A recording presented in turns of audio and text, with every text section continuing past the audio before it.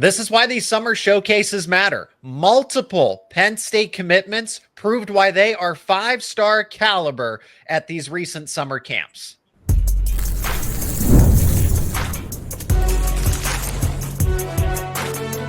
You are Locked On College Crossover, part of the Locked On Podcast Network.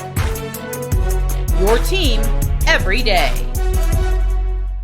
That is right. It is a Locked On crossover to talk some Penn State football recruiting. And thank you so much for making this episode your first listen and watch of the day. My name is Zach Seyko, and I'm your host of Locked On Nittany Lions. He is Brian Smith, recruiting expert here for Locked On. He also hosts the Portal podcast, which talks about all things high school recruiting and the transfer portal. Today's show is brought to you by Gametime. Download the Gametime app, create an account, use code LOCKEDONCollege for $20 off your first purchase. Thank you to the everydayers out there for supporting both of our shows and being subscribed to the YouTube channel and wherever you get your podcasts. Well, Brian, we're going to talk about some of the upcoming commitments for Penn State. There are two that are set to commit in a matter of hours, depending on when you watch this show. We will discuss their commitments and where 2026 stands for Penn State. Also NIL concerns, but it's not about what Penn State is doing. It's about what other schools are doing that Penn State's going up against and why it is concerning. We're going to begin with some of the recent summer showcases that you were at, Brian, and got to witness the likes of Kevin Brown, who I went on the record and said, this guy's going to be a guaranteed 5-star when the rankings adjust, but also some other prospects. Kemon Spell was there, Khalil Taylor, and another target that seems like it's a Penn State slam dunk commitment. He's currently uncommitted, but don't rule out Clemson in this recruitment. We'll explain why. Brian, I want to start with those prospects, the ones that stood out to you that are currently committed to Penn State. Which one caught your eye the most? Probably Brown. At the Rivals 5-star camp, those are elite players, man. A lot of those kids will play in the NFL. And whether he lined up right or left, it didn't really matter. He's just very good at countering whatever the guys come at him with in these one-on-ones. D linemen have a big advantage because there's no pads. It's harder to get hands-on. Kevin won the event last year as well at Rivals 5-stars and underclassmen, but he was really good. I think he'll like his mentality tells me right tackle, but he's athletic enough probably to play left tackle. Like he wants to like overpower guys. And he's a super strong kid, but his footwork was good. He adjusted. Even when he got beat initially, he used his strength and his length to get more depth, push guys away. Like he's got a chance to play early. And I'm sure not many guys start at Penn State as a freshman. I get that.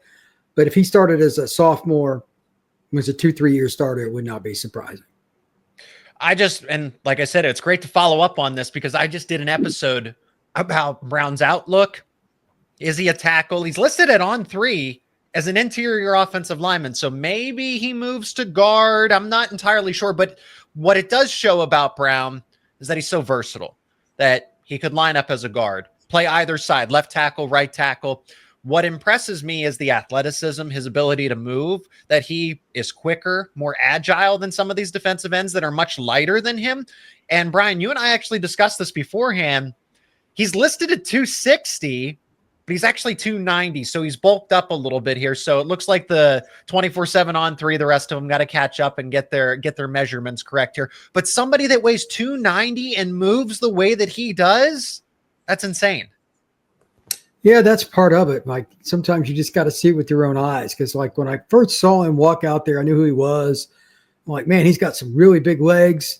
That kid spent some time in the weight room. He's naturally gifted. I want to see how he does against some really good pass rushers.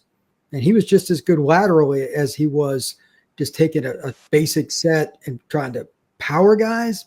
He's just as good moving laterally. So that when I saw that with his strength, I'm like, okay, this guy can play tackle. Now, I don't have a problem if Penn State played him at guard. Mentality-wise, Brown wants to overpower guys. That's not any secret. But he's got the athleticism to play tackle. So I expect him to play both spots at Penn State. And it just depends on where you get into the lineup quicker. And, like Saban did this too. Like, guys, it's really highly recruited. There's no tackle spot open. You put him at guard, and when somebody graduates, you move him out. I can see Brown doing something like that too. Brown, I think if Penn State wasn't so loaded at offensive line, would play right away. And he very well might contribute his freshman year, but to be a starter or heavily in the rotation, probably his second year, but he will play sooner rather than later. There's definitely, if there's an opening, he will play. He will not sit and wait his turn. Let's talk about 2027, because I think, now, do you think Kevin Brown's, just quickly, is he a 5-star when the rankings are finalized? I don't know if the rankings will detail that, because that was just for like the rivals and on 3 people were there. 247's not there, so they won't have any impact with that. It's possible. I didn't ask anybody how that's going to go. And the rivals rankings are going away. It's all going to be the on 3 guys doing it. Mm-hmm. It's convoluted. I'll explain it another day, but I don't know, because there's only 2 guys doing the on 3 rankings. Okay. Charles Power and one other guy. So I'm not sure. But like, he was the best offensive tackle at Rivals, 5-star. You would think so. He won the award for the second year in a row. So you think he would become a 5-star at the end of the day, but things are changing here.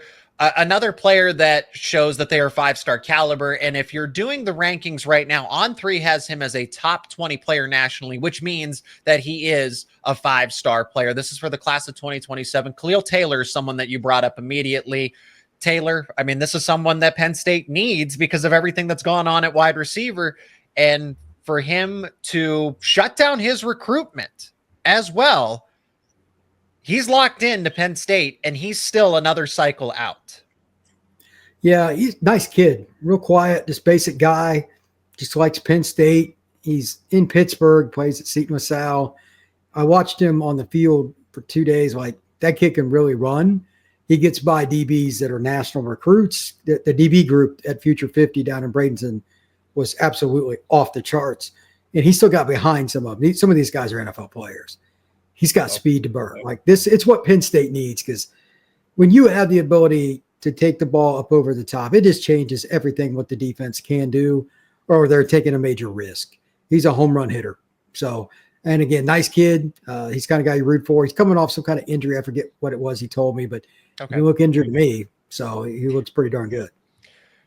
I don't know that he redshirts, honestly, just with what I've seen with his high school film. Yeah, there's no way he redshirts. No chance. Zero chance. No chance. So no speculation there. Something we can speculate about, because Kemon Spell was there, and there you really don't need to. Yes, we can talk about and analyze what Kemon Spell brings, but he's a top 10 player in the nation according to On3. So we know what Penn State is getting with Kemon Spell. But a player that was there that piqued your interest, Brian, was Maxwell Hiller. And why I link Kemon Spell and Hiller here, for those who don't know, impressive offensive tackle. He's a 4-star. Hey, maybe he ends up as a 5-star at the end of the day. The important part of this conversation is that he is uncommitted to Penn State. But Penn State fans and some people that are close to recruiting would tell you, oh, Maxwell Hiller, since he's from the state of Pennsylvania, should end up with the Nittany Lions, right? You say don't count your eggs before they hatch here. Is that and Kemon Spell actually alluded to the fact that Hiller would be committed to Penn State sooner rather than later. Brian, what do you like about Hiller as a prospect, and why aren't you so sure that he ends up being a Penn State Nittany Lion guaranteed? We had same kind of deal as 5-star at Rivals when we went to Future 50. It's one-on-one. There's no hiding. And it's ridiculous amount of talented defensive ends. A bunch of kids Penn State's offered, Texas, Notre Dame, Florida State, you name it. They've all offered. And he won the event. And he was just dominant. And I remember walking into the night, there was a big 7-on-7. And at halftime, we had the all-star, like the top guys got to go from the earlier in the day. And I walked in with Andrew Ivins at 24/7. I said, who'd you like the most today? And he goes, Maxwell Hiller really impressed me. I said, yeah, he was good. Then he went out and won the event. Like, I even put a post out. I thought nobody helped their stock. Not that his stock wasn't really high anyway, more than Maxwell Hiller. And he can play guard. He can play tackle. I wasn't sure what spot was better for him. It doesn't matter. He's a lot like Kevin Brown. He's just a good football player. He could kind of play wherever you need him. And you can tell he's got some pretty advanced technique. I don't know who's coached him. I don't know what his background is. I don't know if he's a kid that's played soccer or basketball, but like he moves his feet better for a big kid than just about anybody I've seen in a while. And he likes it. He enjoys the competition. Big guy, twitchy kid, inside against a massive guy. He adjusted as well as any guy I've seen in a camp setting. He was really impressive. That's an NFL player. And great kid, mentality, straightforward. He's not a jerk about anything. He's not arrogant. He just goes out and performs and lets his play do the talking. So I love that. As for his recruitment, he grew up a Clemson fan, and they are recruiting him. He's a diehard Clemson guy. So, I mean, he could go to Penn State, but, I mean, to my face, he said Clemson was the school he rooted for. So we'll see where that goes. And Penn State, Ohio State, it's the normal schools after him. South Carolina, Tennessee, it's all, it's the normal names that you would expect. Penn State should try to get him committed sooner rather than later because, like you said, his recruitment is going to blow up sooner rather than later here. Oh, yeah. So you got to get him into the fold because then Ohio State and then Texas will start to make a push, and then it just doesn't get as easy. So we'll see how that's again for 2027.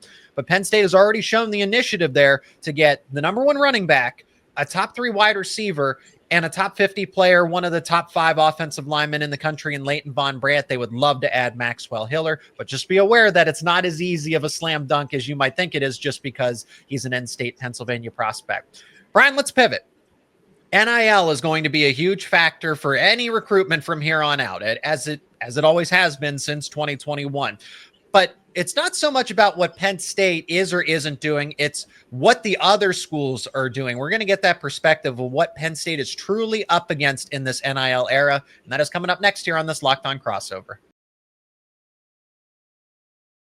And this episode is brought to you by Gametime. You're going to download the Gametime app because buying tickets to your favorite events should not be stressful, whether it's concerts, comedy, theater, more than just sporting events. All of that is available on Gametime. Gametime makes it easy getting concert tickets.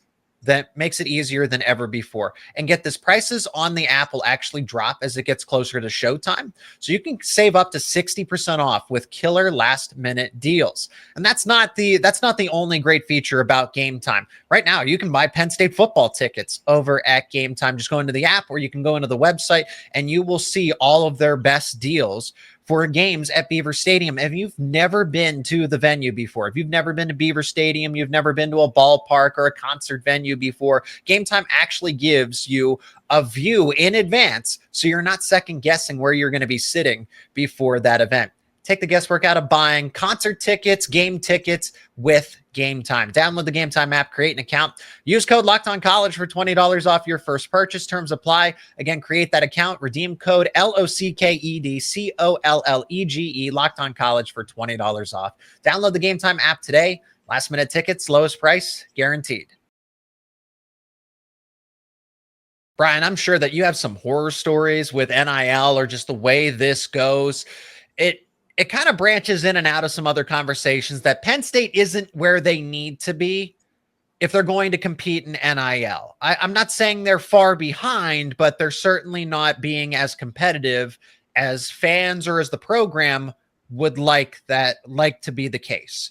So with what you know from across the country, this isn't really about what Penn State is or is not doing. It's about what they're up against. So, Brian, what are they up against? What are they competing against? How bad is it? And what should Penn State be aware of? Let's do this by layers. Positions matter. Like quarterback recruiting, it can be different. Let me give you an example. The greatest booster of all time is Phil Knight, the creator of Nike, and he's Oregon. If they really want a kid, you're pretty much not going to get him. Oh, that's kind of how I look at it. He's worth like $4 or $5 billion, literally. So good luck. But it depends on the player if he wants to be involved. He's still a businessman. I don't know if you're going to win some of those kinds of battles, especially like Miami for a local kid. They've got the guy that's their booster is the guy that runs, what is it called? Inter Miami, like the soccer team. He's a Miami booster. Okay. I mean, like for the love of mankind, like that's insane. So it just depends on circumstance. Yeah. But at the same time, the key is still building relationships to get into the point where then the final, maybe flip of the coin is NIL, and Penn State does that. But position-wise, like D tackle, it's the hardest spot. I even talked to a major college coach about a month ago. That's the one spot, like out of the high school ranks for the elite kids, you're paying over $1 million up front, like the first year. And most schools just really don't want to do that. Penn State's one of them. It really doesn't. And that's why they struggle with D-tackle recruiting. They're not getting the elite kids, and it's not because they don't do well. Those kids, they want to get paid. Like Texas, Georgia, some of those schools, they'll pay over $1 million just to get a kid. So there's that spot. And to some degree for certain schools, this hasn't been as much for Penn State. Offensive tackle could be that way in quarterback. The money at those spots is just different. You don't see good quarterbacks go in the portal. They get lured into it, and the money's insane. People don't want to pay that money. Same thing with D tackle and offensive tackle. But that's risen the price for the linemen all across. There's a lineman, like I won't mention his name, that got like $1.8 million to go to a school in the portal. And I'm like, that kid was a part-time starter. He's pretty good at times, but he's been banged up, et cetera. He's getting 1.8. That's insane. So that's why the high school ranks like Georgia, LSU, some of these schools, they throw out crazy money for an individual kid because they don't want to jack with the portal. So if you want to develop the kids and take your chances that way, that's fine. But if you're going to get elite kids in the trenches, especially, you're paying north of 7 figures for some of them. There's some exceptions, but like not a whole lot. When I hear that, it's Penn State. The thing that cures everything is winning. For the most part, though, I don't think that every single recruiting battle is going to go in Penn State's way. If they were to happen to beat Oregon, Ohio State, or even win a national championship, that would help. But if you're offering a player $500,000 over 2 years versus some of the reported NIL deals that we saw for some of the mutual targets, Luke Wafel, for example, that seemed like, you want to talk about slam dunk. Older brothers at Penn State, long-standing relationship with the family, with how long that they've recruited Owen, even though he went to Michigan initially, then he transfers into Penn State. That doesn't always help you at the end of the day, as we've seen that USC was the most competitive. They got into a bidding war with Ohio State, and Penn State, they made a late push. Who knows what that means, right? Is that just kind of lip service? What does that mean at the end of the day? But that was north of $1 million per year. Same thing with Carter Meadows. It was reported by, I think it was Michigan's On3 or 24/7. And so, forgive me if I'm misquoting there, but some Michigan affiliated outlet said that Carter Meadows has an NIL deal that is worth over $1 million per year. Penn State, I don't know that they can, or they're choosing not to. How do you bridge that gap, Brian? If you're not able to do that, is there anything you can do? Not really.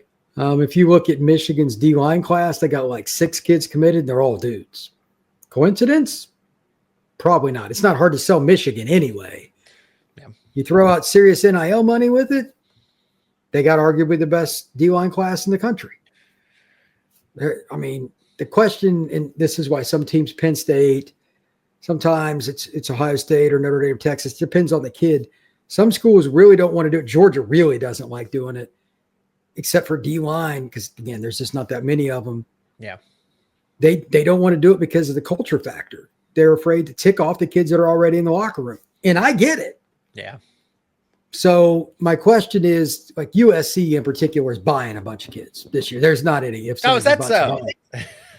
That's like, I know I don't really care who likes it or dislikes it. They're buying kids, and they recruit well anyway. It's USC. That's a low-hanging fruit.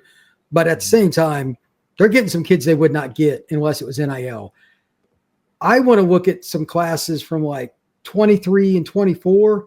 Okay. In 26, how many of the kids stuck around that weren't like the local kid that wasn't natural to go to a USC or Oklahoma, whatever school you want? The transfers are probably going to come from the kids that didn't hit immediately, but got big NIL deals. When they find out they're not getting the same deal, they leave. It's not everybody hits too, so it's a risk. And that money could have went to somebody on your roster that's already established. Like, no school has bombed into this more than Florida State last year. There were some rifts from what I heard. Obviously, 2-10 kind of proves that there were some problems, but too many guys kind of smelled themselves and they didn't put out the effort they needed, and you get just smacked around. That's why teams are, I think, more apt to lay away from it.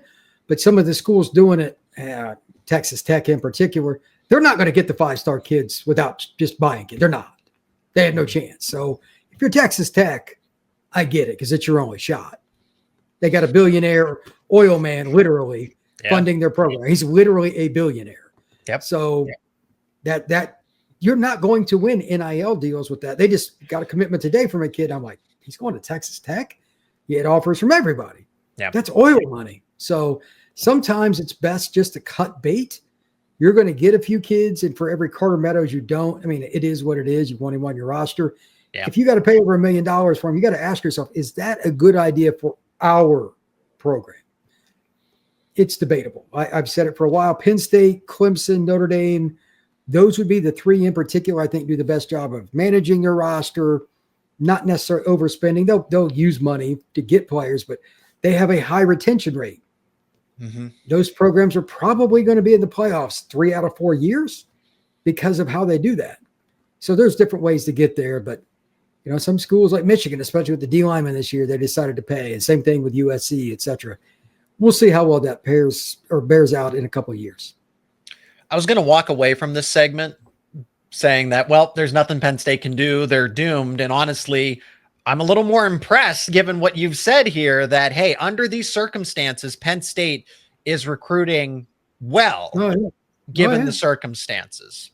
So and go ahead. Yeah. I just think that they're going to have such a high retention rate based on who they're bringing in. It's not who you sign, it's who you keep.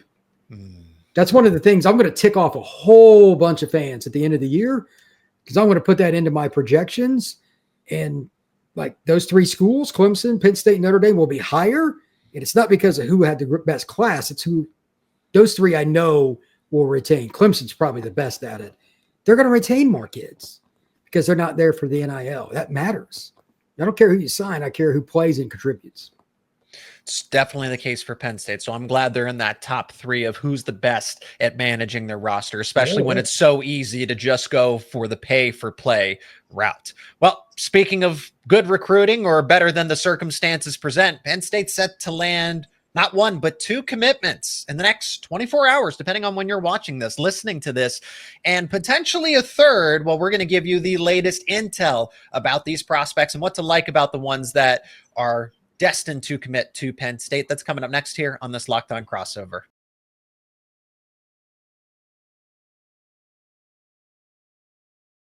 Brian, we'll wrap up the show talking about Tyson Harley, 4-star edge defender, Marlon Bright, consensus 3 stars, listed as a 4-star per on 3, but high upside offensive tackle. And then there's another defensive lineman that Penn State is trending for, but it's not a guarantee that they land his commitment. We'll talk about why. So Tyson Harley and Marlon Bright are going to commit on July 5th, at least. 24/7 has a strong prediction in for them. On 3, same thing. All the signs point to Penn State unless something absolutely crazy changes. I do expect Penn State to land both of them here. Tyson Harley, 4-star defensive end. He's a true defensive end. There's no, he's a stand-up linebacker. This no hand in the dirt, rushes after the quarterback. I like Harley in terms of his physicality, the way that he's just able to bull rush offensive tackles. And for somebody that's listed currently at 220 and the way that he's able to move offensive linemen backwards, I mean, that's just pure strength. He's not even relying on his frame. That is more about what kind of power he is able to generate with a straight up bull rush type of move. Yeah. When you get kids on the edge that can do both, and Penn State's had their share in the last, say, decade or so, it really makes a difference. You're setting that edge. It sets up more long yardage situations. And then, of course, whoever's wearing number 11 for Penn State can get after the quarterback. Mm-hmm. So that's important. I don't really care what kids are ranked at D end. I look at the long term. How's the frame look? Are they able to use their length well? And do they change directions, kind of effort? If he's setting the edge and he's able to run through kids at 220, then I don't really care what his ranking is. Marlon Bright is an offensive tackle prospect out of the state of New Jersey, and that's a place that Penn State just wants to continue to branch into. Bright isn't the best tackle prospect that was on Penn State's big board. Of course, Emmanuel Iheanacho, Grayson McHugh were the priorities. Kevin Brown, again, just if you're talking about offensive linemen in general, those were the big 3 for Penn State. They landed 1, they didn't land the other 2. But Marlon Bright isn't that, I don't want to describe it as a pivot, but he certainly wasn't their first option, but he's still high upside. When I watched his film, he moves very well for someone that's listed at 6'6" and 270 pounds. He's a true offensive tackle, not somebody that's debatable. Well, does he kick inside? I mean, this is a player that if he develops and if he stays and again, sticks with the process, I think in year 3, he can be a serious contributor. Yeah, that's what you're looking for. Guys with the length, guys with the size, can't the teach power. it. That's what I mean. Offensive tackle in particular, that might be the position where coaches are the pickiest because you can't have your quarterback getting smacked. It's the easiest path is around the edge. So if he's 6'6", 280 and above, yeah, you're not going to really argue with that. And Penn State's always hit Jersey hard. So that's a natural fit. It wouldn't be surprising if he ended up at Penn State. One particular prospect that isn't committed to Penn State, but at least trending in the right direction for the Nittany Lions. And Brian, we can go back and forth and debate here of what the best case scenario is. I mean, sure, Penn State wants to take his commitment. This is Carter Gooden. This is actually somebody we've talked about before, came in for an official visit. Top player in the state of Massachusetts. 24/7 gives him a lot of respect compared to some of the other outlets. Again, On3 and Rivals merged, so I guess it's just On3 at this point in time. But ESPN2 and 24/7 really likes Carter Gooden as a prospect, just overall. Now, he's not facing the best type of competition. Massachusetts isn't really known as a powerhouse state for high school football, but the potential is there. And I think that's what 24/7 is known for, is that they really go off of maximum ceiling potential as opposed to, hey, how good are they right now versus how good can they be at a later time. It's really just focused on how good can they be at a later time. So Gooden is just that. The discrepancy here is that he looks like he's a defensive tackle, but I have heard that he's interested in staying at defensive end, that he doesn't want to convert to defensive tackle. Maybe he's open to it at a later time, but Penn State is recruiting him as a defensive end because he wants to be a defensive end, even though you and I would probably say that he does project as a guy in the interior. Let the kid have his shot. If he proves you wrong, great. If he doesn't, he moves inside. This is the old argument. Every kid that's a tackle in high school that's projected at guard doesn't want to move.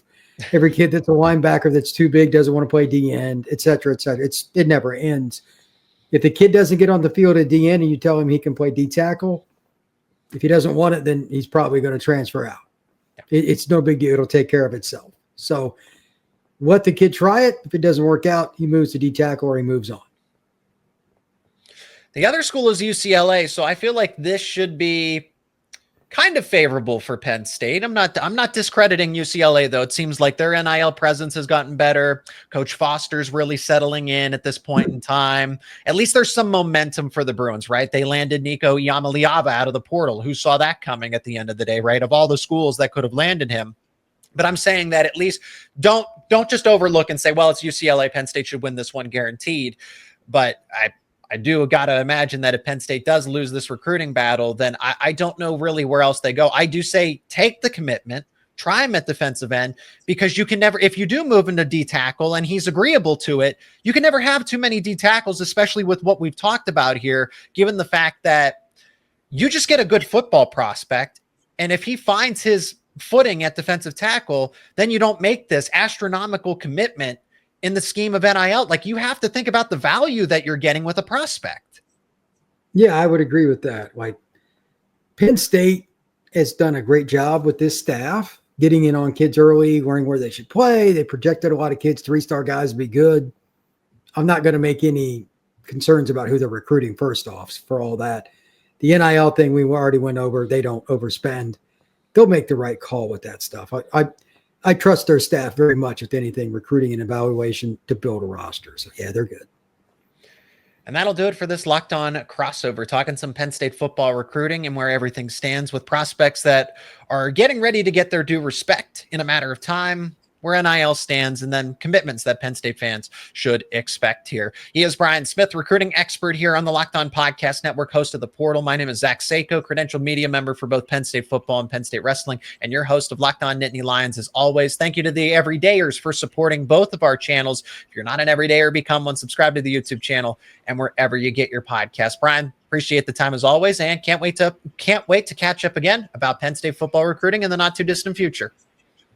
Thank you, sir. Appreciate it.